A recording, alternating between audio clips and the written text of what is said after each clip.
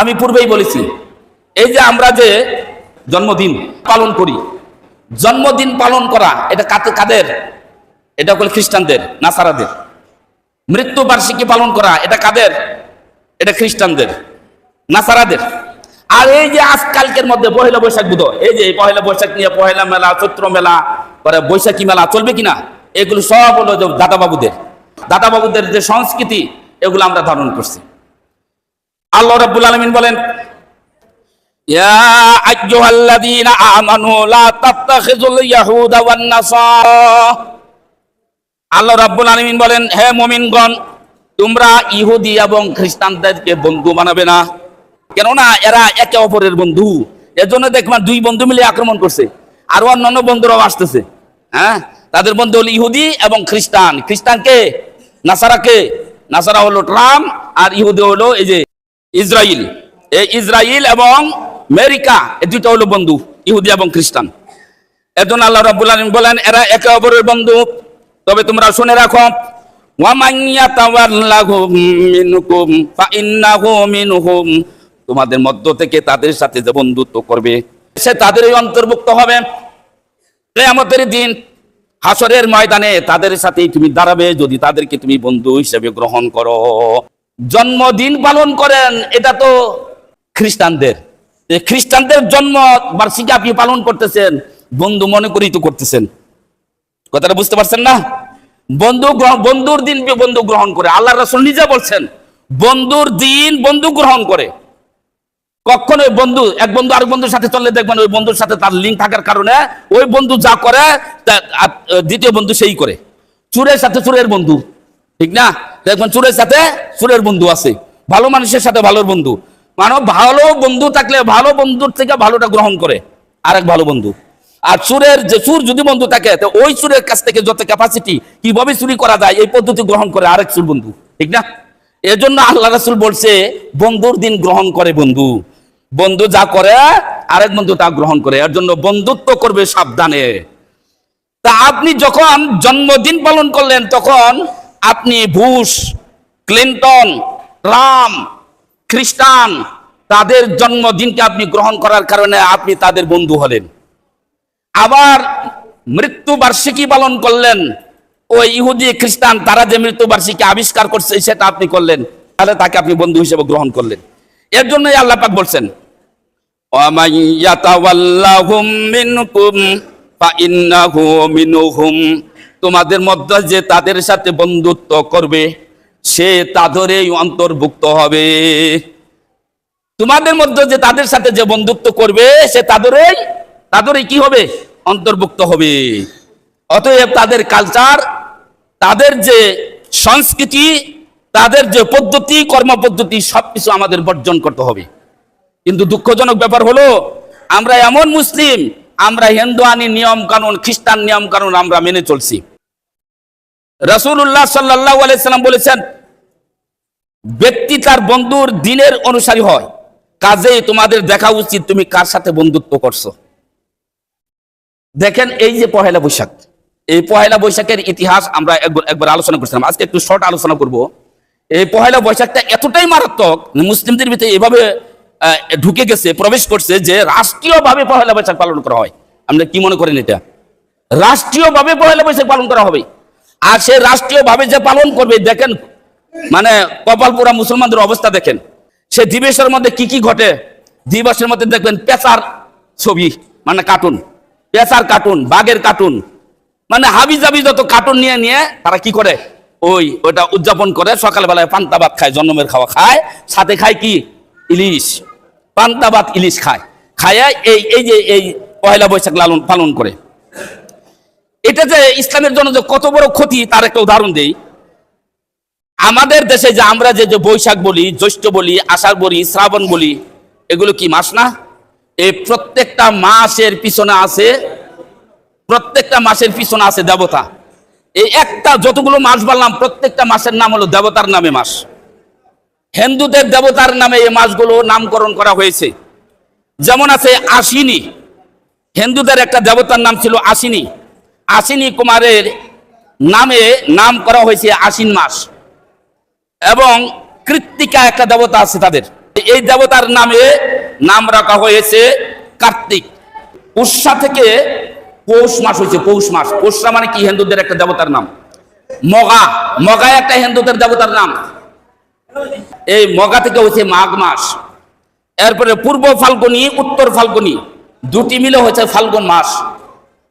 এরপরে জ্যৈষ্ঠ, জ্যেষ্ঠা থেকে জ্যৈষ্ঠ, একটা অগ্নি দেবতার নাম। তাদের মানে আগুন, আগুন, আগুনকে তারা দেবতা মনে করে।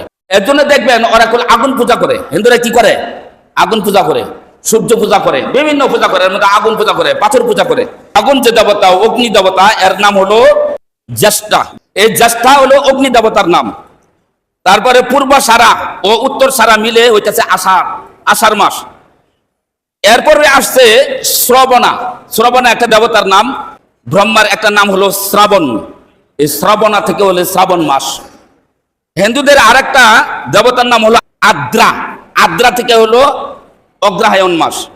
এরপরে হিন্দুদের আরেকটা দেবতার নাম হলো ভাদ্র। এটা চাঁদ আছে, তাদের চাঁদ, চাঁদকেও তারা দেবতা মনে করে।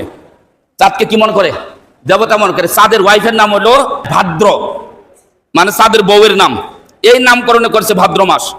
এরপরে হলো চিত্র। চিত্র থেকে হচ্ছে চৈত্র মাস। সর্বশেষ যে একটা মাস আমরা যেটা নিয়ে আসি, এটার নাম হলো বিশাখা। বিশাখা, এই বিশাখা কীর্তন নাম অনুসারে বৈশাখ, যেটা বৈশাখ মাস বলি আমরা, বিশাখা কীর্তন নাম অনুসারে এর নাম হলো বৈশাখ মাস। ভারতীয় সূর্যপথ এবং উত্তর দিকের যোগ তারকাগুলোর একটি শাখার নাম হলো বিশাখা। তারকা দিয়ে, তারকাদেরকে তারা কি মনে করে? দেবতা মনে করে। এই বিশাখাকেই বলা হয় তুলা রাশি। এই বিশাখাকে কি বলে? তুলা রাশি। আমি বলছি মুসলিমরা যে তাদের যে কালচার ধরে রাখছে তার প্রমাণ দেই। এই বিশাখার অপর নাম হলো তুলা রাশি। এবার আপনারা বলেন, বাংলাদেশের মধ্যে তুলা রাশির অভাব আছে? দেখবেন যারা কবিরাজি করে তুলা রাশি ছাড়া কিছুই বুঝে না। যারা কবিরাজি করতেছে আমাদের দেশে, এরা সব হিন্দুয়ানি পদ্ধতিতে তুলা রাশিকে গ্রহণ করছে, বন্ধু হিসেবে গ্রহণ করছে ওদেরকে। এর জন্য তুলা রাশি ছাড়া তারা কবিরাজি করতে পারে না, বাটি চালনা দিতে পারে না, বেদ চালনা দিতে পারে না, আয়না পরীক্ষা দিতে পারে না, তারপর তেল পরীক্ষা দিতে পারে না। লোকের মধ্যে তেল দিয়ে দেখে কোন জায়গায় কি আছে। গায়েবের খবর একমাত্র কে জানেন? আল্লাহ রাব্বুল আলামিন জানেন। কিন্তু এই তুলা রাশিরা প্রমাণ করতে চায় যে আমরা ভবিষ্যতে যা কিছু ঘটছে তুমি জানো না, আমি জানি। কোথায় জিনিসটা হারাইছে, এটা কি? এটা অদৃশ্য না? এটা গায়েব না? এই গায়েবের খবর সে দাবি করে আমি এটা বলে দিতে পারি। তুলা রাশি এত বড় একটি খারাপ। অতএব তুলা রাশি হলো একটা দেবতা, বিশাখা থেকে আসছে। রাশিগুলো সব হিন্দু থেকে আসছে। এক নাম হলো মেষ রাশি, বৃষ রাশি, মিথুন রাশি, কর্কট রাশি, সিংহ রাশি, কন্যা রাশি, বৃশ্চিক রাশি, ধনু রাশি, মকর রাশি, কুম্ভ রাশি, মীন রাশি, তুলা রাশি। দেখছেন রাশি কতটি? এগুলো রাশি তারা দেবতার নামে নামকরণ করে, এগুলো বের করে বিভিন্ন তারকার মাধ্যমে। এই বৈশাখ মাস থেকে যে আমরা যে কার্যকলাপগুলো করি, এর মধ্যে হচ্ছে এক নম্বর হচ্ছে যে বৈশাখ মাসে যখন রেলি বের করি, এই রেলির ভিতরে দেখবেন পেঁচার ছবি। কে ছবি? পেঁচার কার্টুন দেখবেন। আপনারা টিভিতে দেখেন কি অবস্থা বাংলাদেশের। লক্ষ লক্ষ মানুষ এই পেঁচার কার্টুন বের করছে। পেঁচা কেন বের করছে জানেন? পেঁচা হলো হিন্দুদের দেবী লক্ষ্মীর বাহন। হিন্দুদের দেবী আছে লক্ষ্মী, এই লক্ষ্মীর বাহন হলো পেঁচা। এর জন্য পেঁচাকে মহব্বত করে এই বৈশাখী মেলার মধ্যে। এর জন্য পেঁচার কার্টুন নিয়ে নিয়ে তারা কি করে? রেলি বের করে। এরপরে গণেশের বাহন ইঁদুর, তারপরে শিবের বাহন হলো ষাঁড়, আর ইন্দ্রের বাহন হলো হাতি, বিশ্বকর্মার বাহন হলো ঢেকি। এরকম সরস্বতীর বাহন হলো রাজাহাঁস। দেখবেন রাজাহাঁসের কার্টুন নিয়ে নিয়ে তারা কি রেলির মধ্যে থাকে। রাজাহাঁস। দুর্গার বাহন সিংহ, সিংহর বিভিন্ন দেখবেন হা করে রয়েছে কার্টুনের মধ্যে। আপনারা পয়লা বৈশাখের মধ্যে দেখেন এগুলো বেরোবে, রেলিগুলো বেরোবে। ঢাকা শহরে, বিভিন্ন শহরে লাখ লাখ মানুষ বেরিয়ে গেছে। এই হিন্দুদের এই কালচারকে গ্রহণ করছে মুসলিমরা। এরা হলো হিন্দুদের বন্ধু। কাদের বন্ধু? এটাই আল্লাহ পাক বলছে যে তোমরা তাকে বন্ধু হিসেবে গ্রহণ করো না, তোমরা তাদেরকে বন্ধু হিসেবে গ্রহণ করো না। যদি করো তাহলে তাদেরই একজন, তুমি তাদেরই একজন, তোমার হাসর হবে তাদের সাথেই। এরপরে দুর্গার বাহন হলো সিংহ, কার্তিকের বাহন ময়ূর, কার্তিক তাদের দেবতা।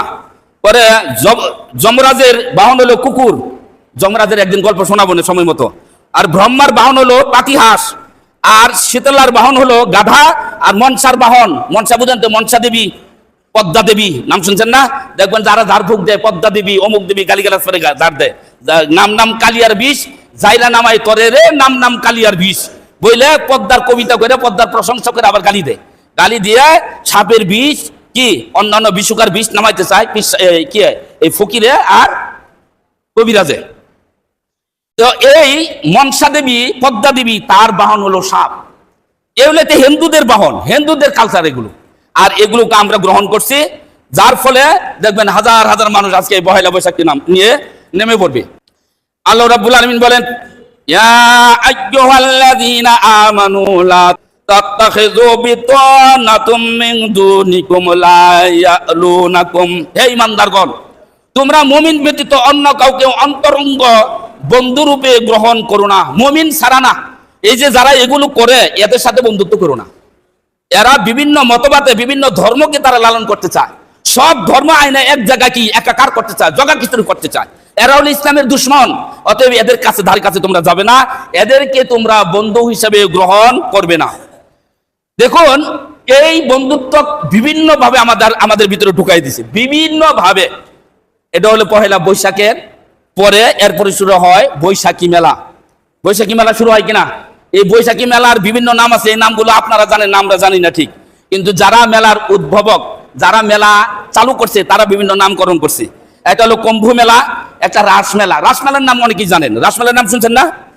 রাসমেলার নাম শুনছেন? রাসমেলাতে মুসলমানদের উপস্থিত ছাড়া রাসমেলা শেষ হয় না। তাহলে একটা হলো কুম্ভ মেলা, একটা হলো রাস মেলা, আরেকটা হলো রাস লীলা, আরেকটা হলো রথ মেলা। রথ মেলা জানেন তো? রথ মেলা এটা সবাই চিনে। রথ মেলা ওই যে হিন্দুদের রথ যে টানে, হাজার হাজার মানুষের টানে না, এটা ধামরাই দেখবেন কি অবস্থা, মুসলিমদের দেখে উপস্থিতি, আপনি আশ্চর্য হয়ে যাবেন। এগুলো থেকে আমাদের বিরত থাকতে হবে। চৈত্র মাসের মেলা হবে, দেখবেন বৈশাখী মেলা হবে। এটা শুরু করছেন রামায়ণ বসু একজন ব্যক্তি, আর একটা মনমোহন বসু। এই দুই ব্যক্তি এটা চালু করছে এই মেলাগুলো। এরা কি হিন্দু না মুসলিম? তারা হিন্দু। হিন্দুরা এই মেলাগুলো চালু করছে। হিন্দুদের বেলায় গঙ্গায় স্নান করবে, উলঙ্গ পোশাক পরে মেলাতে তারা বিভিন্ন ধরনের রং রঙের গান গাইবে। আর আমাদের দেশে হলে এটার মিছিল হবে, মঙ্গল যাত্রা, শুভযাত্রা শুরু হয়ে গেছে অলরেডি। দেখবেন পহেলা বৈশাখে কয় মঙ্গল যাত্রা শুরু হয়েছে। মঙ্গল বুঝেন তো? মঙ্গল বুঝেন না? কয় আমি আপনার মঙ্গল কামনা করি। অর্থ কি বুঝাইছে কোন? মানে আপনার ভালো কামনা করি। মঙ্গল যাত্রা মানে, যাত্রা মানে কি? পবিত্র যাত্রা, ভালো যাত্রা। ভালোর জন্য আমরা এই কাজ করতেছি। আমাদের এই যাত্রাটা সফল হোক, ভালো হোক। এই মঙ্গল যাত্রা এটা ইসলামের সমস্তটাই শিরক। ইসলামের জন্য এটা কি? ইসলামে এটা শিরক। শুভযাত্রা হয়, শুভযাত্রা। শুভযাত্রা মঙ্গল যাত্রা একই কথা। শুভ যারা কয় তোর শুভ কামনা করছি, বলি কিনা? তাহলে এই শুভ বলতে কি? শুভ মানে কি? ভালো, ভালো, এটা বোঝানো হয়। আর শিখা চিরন্তন, ওই দিন যে কাজগুলো করা হয়, শিখা চিরন্তন, শিখা অনির্বাণ। তাদের ধারণা হলো শিখা চিরন্তন মানে যার কোনো কি নাই, শেষ নাই, ধ্বংস নাই। কি চিরন্তন কে? আল হাইয়ুল কাইয়ুম কে বলেন তো একটু? আল্লাহ রাব্বুল আলামিন। আর এরা বলতেছে শিখা চিরন্তন। শিখা মানে আগুন, চিরন্তন মানে কি? আগুন হলো চিরন্তন, এর কোনো মৌত নাই, শেষ নাই, ধ্বংস নাই।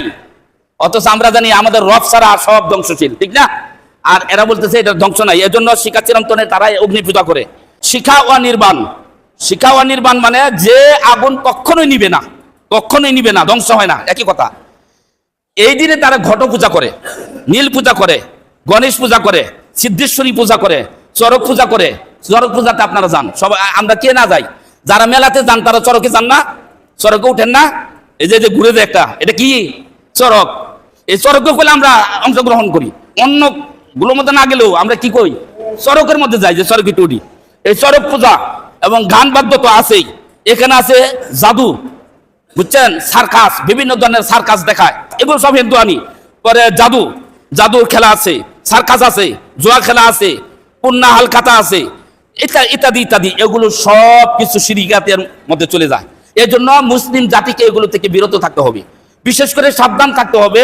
পহেলা বৈশাখ এবং এই এপ্রিল ফুল, বিভিন্ন যে মাসের প্রথম যে নতুন বৎসরে আসার পরে যে আমরা বিভিন্ন দিন উদযাপন করি, বিভিন্ন বৎসরের প্রথম দিন উদযাপন করি, মাসের প্রথম দিন উদযাপন করি, এই পহেলা বৈশাখ উদযাপন করি, এগুলো সব বিজাতি থেকে আসা। এর জন্য আল্লাহ পাক বলছে তোমরা তাদেরকে বন্ধু হিসেবে গ্রহণ করো না।